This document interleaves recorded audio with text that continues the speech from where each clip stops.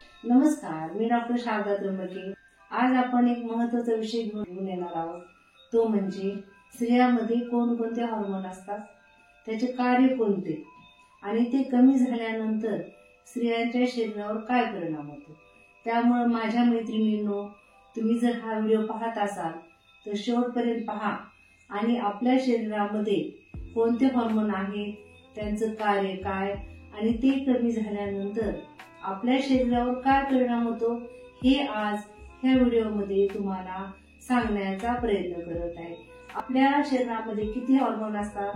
5 hormone असतात। म्हणजे जे ढोबळ हार्मोन सांगितले असे भरपूर हार्मोन असतात, पण महत्त्वाचे कोणते? 5। पहिलं हार्मोन कोणतं? इस्ट्रोजन हार्मोन असतं। दुसरं प्रोजेस्टेरॉन हार्मोन असतं आणि तिसरं प्रोलॅक्टिन हार्मोन असतं। चौथं ऑक्सिटोसिन हार्मोन असतं आणि 5वं हे कॉर्टिसॉल असतं। आता ते हार्मोन कमी झाले, जास्त झाले तर आपल्या शरीरावर काय परिणाम होतो? पहिलं हार्मोन कोणतं? इस्ट्रोजन। इस्ट्रोजन हे जे हार्मोन आहे ते कधी तयार होतं? ज्यावेळेस आपल्याला MC येते, पाळी येते, ज्यावेळेस मुलगी किंवा स्त्रिया तरुण वयामध्ये इस्ट्रोजन हार्मोन असतं। इस्ट्रोजन हार्मोन आपल्या शरीरामध्ये जर चांगल्या प्रकारे असेल तर आपली योनी असते तिला रक्त पुरवठा, ब्लड सप्लाय चांगले होते, शिवाय योनी हेल्दी राहते। आणखी आपलं ओव्ह्युलेशन पिरियड म्हणजे योग्य वेळेस आपलं स्त्रीबीज तयार होऊन ते बाहेर पडतं। म्हणजे काय करतं? आपल्या शरीराला एक प्रकारचा ग्लो आणतो। इस्ट्रोजनमुळे आपले जे स्तन आहे, जे ब्रेस्ट आहे ते पण वाढण्यामध्ये मदत होते। परंतु मी जे सांगते त्याप्रमाणे तुम्ही स्वतः इस्ट्रोजन हार्मोन घेण्याचा प्रयत्न करू नका। माझ्यासारखे जे डॉक्टर आहेत जे स्त्रियांच्या रोगावर कार्य करतात किंवा जे अनुभवी डॉक्टर आहेत त्यांनाच माहित असतं प्रत्येक स्त्रीच्या शरीरामध्ये किती हार्मोन आहे आणि त्यांना किती क्वांटिटी द्यायची। आता ते इस्ट्रोजन हार्मोन कशामध्ये जास्त होतं? म्हणजे जी स्त्री किंवा मुलगी तरुण असेल त्यावेळेस तिचे इस्ट्रोजन हार्मोन योग्य प्रमाणात असतं, त्यामुळे तिची ब्रेस्ट चांगली होते, योनी चांगली होते, शरीर हेल्दी राहतं आणि तिला पाळी वेळेवर येते। म्हणजे आपल्या शरीरामध्ये इस्ट्रोजन हार्मोनचं फार महत्त्वाचं कार्य आहे। आता दुसरं हार्मोन कोणतं? प्रोजेस्टेरॉन। इस्ट्रोजन व प्रोजेस्टेरॉन इक्वल असेल तर आपल्याला पाळी ही महिन्याच्या महिन्यात येते। आणि हे प्रोजेस्टेरॉन हार्मोन आहे ते कधी वाढतं? तर ज्यावेळेस आपल्याला प्रेग्नन्सी राहते। प्रेग्नन्सी मध्ये प्रोजेस्टेरॉन हार्मोनचं फार महत्त्वाचं कार्य आहे। जर आपल्या शरीरामध्ये प्रोजेस्टेरॉन हार्मोन जर कमी झालं तर ॲबॉर्शनची भीती असते किंवा 1-2 महिन्यामध्ये ॲबॉर्शन होऊन बाळ हे योग्य प्रमाणे तयार होत नाही। म्हणून ज्यावेळेस स्त्रिया गरोदर राहतात त्यावेळेस आमच्यासारखे डॉक्टर सप्लिमेंटरी म्हणून प्रोजेस्टेरॉन हार्मोन देतात। प्रोजेस्टेरॉन हार्मोन हे कधी वाढतं? ज्यावेळेस स्त्रियांची पाळी जाते म्हणजे 40 वर्षानंतर। 40 वर्षानंतर पाळी गेल्यानंतर किंवा स्त्रियांची 25 वर्षानंतर पाळी जाते, काही स्त्रियांची 50 वर्षानंतर पाळी जाते, त्यावेळेस त्यांचे इस्ट्रोजन हार्मोन कमी होतं। हार्मोन विषयी तुम्हाला मी का सांगत आहे? कारण बहुतेक पुरुषांचे किंवा पेशंटचे मला फोन आले आणि त्यांच्या स्त्रिया त्यांना संभोग करताना साथ देत नाही, त्यामुळे मी हा व्हिडिओ बनवलेला आहे। माझ्या मित्रांनो, आपल्या स्त्रिया म्हणजे 45 वर्षानंतर त्यांचे काही हार्मोन मध्ये चेंज होतात, त्यामुळे त्यांचा मूड बदलतो। कधी त्यांना सेक्स करण्याची इच्छा होते, कधी होत नाही। त्यामुळे हार्मोनची ट्रीटमेंट केली तर त्यांचा सेक्स हा चांगला होतो।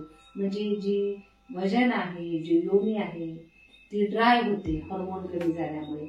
मग आपण व्यवस्थित हार्मोन दिले, हार्मोनची क्रीम दिली किंवा जेल दिला तर तुम्हाला ही शारीरिक संबंध करण्यामध्ये नकार देणार नाही। आणि बहुतेक स्त्रिया मेनोपॉज नंतर म्हणजे पाळी गेल्यानंतर शरीर संबंध ठेवण्यास नकार देतात। म्हणून मित्रांनो, जो तुम्ही हा व्हिडिओ पाहत आहे त्यामुळे जर तुमच्या लक्षात आलं आपल्या बायकोमध्ये हार्मोन इनबॅलन्स झालेला आहे तर आपण आपल्या दवाखान्यामध्ये येऊन त्यांचा हार्मोनल ट्रीटमेंट करून त्यांना तुमची शरीर संबंधासाठी योग्य ती साथ भेटेल। आता आपण हे 2 हार्मोन पाहिलेले आहे. आता तिसरा हार्मोन म्हणजे प्रोलॅक्टिन हार्मोन. आता मैत्रिणींनो, आपल्या दवाखान्यामध्ये 40 वर्षापासून मी ही पेशंट पाहत आलेले आहे. प्रत्येकाला हार्मोनवर ट्रीटमेंट द्यावीच लागते, तरच त्यांचा आजार बरा होतो. आता बहुतेक पेशंट आयुर्वेदिक औषध घेतात, साधू बाबांकडे जातात किंवा मोठ्या मोठ्या हॉस्पिटलमध्ये जातात, सोनोग्राफी करतात, रक्त टेस्ट करतात, परंतु त्यांना काही फरक पडत नाही.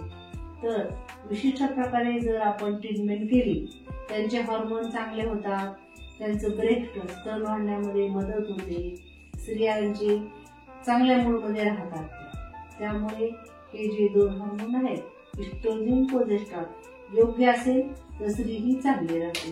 हा हार्मोनमुळे आपले केस चांगले होतात, त्वचा चांगली होते, स्त्री आनंदी राहते. आता मैत्रिणींनो, आपण तिसरा कोणता पाहिला? प्रोलॅक्टिन. प्रोलॅक्टिन हार्मोन हे कधी सिक्रेट होतं? ज्यावेळेस आपल्याला दूध येतं, ज्यावेळेस अंगावर मुलं दूध पितात, त्यावेळेस प्रोलॅक्टिन हार्मोन तयार होतं. त्यावेळेसही आपलं इस्ट्रोजन आणि प्रोजेस्टेरॉन कमी झालेलं असतं, त्यामुळे सेक्स करायची इच्छा होत नाही. त्यामुळे बहुतेक स्त्रिया डिलिव्हरी झाल्यानंतर सेक्स करण्यात तयार होत नाही. तो हार्मोन कोणतं राहिलं? ऑक्सिटोसिन. ऑक्सिटोसिन या हार्मोनला लव्ह हार्मोन म्हणतात. लव्ह हार्मोन का म्हणतात? ज्यावेळेस आपण किसी करतो किंवा हँड करतो, म्हणजे आपल्या जोडीदाराला आलिंगन देतो, त्यावेळेस आपलं ऑक्सिटोसिन हे हार्मोन रिलीज होतं. शिवाय ज्यावेळेस आपण कॉन्टॅक्ट करतो, संबंध ठेवतो, त्यावेळेस पण ऑक्सिटोसिन हार्मोन हे रिलीज होतं. ऑक्सिटोसिन हार्मोनलाच लव्ह हार्मोन म्हणतात. म्हणजे बघा माझ्या मैत्रिणींनो, ऑक्सिटोसिन झालं, इस्ट्रोजन झालं, प्रोजेस्टेरॉन झालं, हे हार्मोन किती महत्वाचे आहेत आपल्या शरीरामध्ये. आता तुम्हाला पुढचे हार्मोन ते सांगत आहे, ते म्हणजे कॉर्टिसोल. कॉर्टिसोल हे हार्मोन कोणतं आहे? हे आपल्या शरीरामध्ये जे हार्मोन आहे त्यांनी आपला मूड बदलतो. म्हणजे ट्रेस, हे जर कॉर्टिसोल हार्मोन जर मोठ्या प्रमाणात तयार झालं तर काय होतं? आपल्याला ट्रेस होतो म्हणजे आपला मूड जातो. मूड गेल्यानंतर शरीरामध्ये सगळं बिघडतो, झोप येत नाही, चिडचिडेपणा होतो, आपल्या नवऱ्यावर चिडतो, मुलावर चिडतो, मुलीवर चिडतो. म्हणजे ट्रेस हार्मोन ही फार महत्वाचं आहे. ट्रेस हार्मोन व्यवस्थित रिलीज होण्यासाठी आपल्या दवाखान्यामध्ये जर आले तर तुमचं कोणतं हार्मोन कमी आहे, ट्रेस जर हार्मोन कमी असेल किंवा जास्त झालं असेल, त्याची व्यवस्थित ट्रीटमेंट दिली तर ट्रेस हार्मोन हे चांगले. आता टेस्टोस्टेरॉन. स्त्रियांमध्ये टेस्टोस्टेरॉन हार्मोनही असतं, परंतु ते कमी प्रमाणात, पुरुषांमध्ये जास्त प्रमाणात असतं. जर स्त्रियांना दाढी मिशा आल्या, केस आले, छाती कमी झाली, तर ते हार्मोन वाढलेलं असतं. ते हार्मोन वाढल्यामुळे तुम्हाला पाळी व्यवस्थित येणार नाही, अनियमित पाळी येते, गर्भ व्यवस्थित राहणार नाही, ॲबॉर्शन होणार. माझ्या मैत्रिणींनो, पुढच्या व्हिडिओमध्ये जो आपण पुढचा व्हिडिओ बनवणार आहे त्यामध्ये हार्मोन आपले व्यवस्थित राहण्यासाठी आपण काय ट्रीटमेंट करणार हे तुम्हाला मी घरगुती उपचार व्यवस्थित सांगणार आणि चांगले सांगणार. काय करणार? तुम्हाला विशिष्ट प्रकारचे वनस्पतीचे काढे किंवा चूर्ण किंवा काही गोळ्या किंवा हार्मोनचे काही इंजेक्शन असतात ते आपण आपल्या दवाखान्यामध्ये देणार. अशी ट्रीटमेंट तुम्हाला कुठेही भेटणार नाही. एकमेव डॉक्टर म्हणजे मी माझी स्तुती करत नाही, परंतु मला हे 35 वर्षापासून माहित आहे. माझं पूर्ण निम्म्याच्या वर आयुष्य हे पेशंटला चांगलं करण्यामध्ये गेलं आहे. मला अनुभवही फार आहे. त्यामुळे तुम्ही फक्त आपल्या क्लिनिकला एकदा भेट द्या. तुम्हाला असं वाटेल ह्या मॅडम फार छान आहे, व्यवस्थित आम्हाला ट्रीटमेंट दिली, तुमचं जे ट्रेस हार्मोन आहे तो कमी केला, पाळी व्यवस्थित येणार, तुम्हाला गर्भ राहणार, तुमच्या ज्या समस्या आहेत, ज्या मेनोपॉज नंतर बायका असतात त्यांचे हार्मोन कमी झाले, कंबर दुखतो, हाडं दुखतात, डोकं दुखतं, त्यांना घरातले ओरडतात ही म्हातारी का ओरडायला लागली, का चिडचिड करते, तर त्यांना माहित नसतं तुमच्या शरीरामध्ये एवढे बदल झालेले आहेत.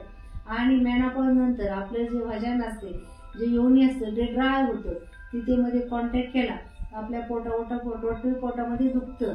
त्यामुळे माझ्या मैत्रिणींनो, छोट्या मोठ्या म्हणजे 18 ते 70 वर्षाच्या मैत्रिणींनो, आपल्या दवाखान्यामध्ये एकदा या, तुमच्या मिस्टरांना पण घेऊन या, त्यांनाही आपण समजून सांगू की माझ्या बहिणीला, माझ्या मैत्रिणीला माझ्या मातेला काय त्रास होत आहे ते तुम्हाला ह्या व्हिडिओमध्ये मी सविस्तर सांगितलेलं आहे.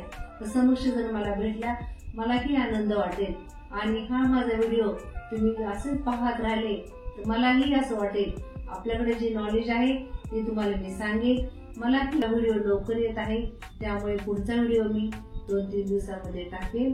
Okay, good night.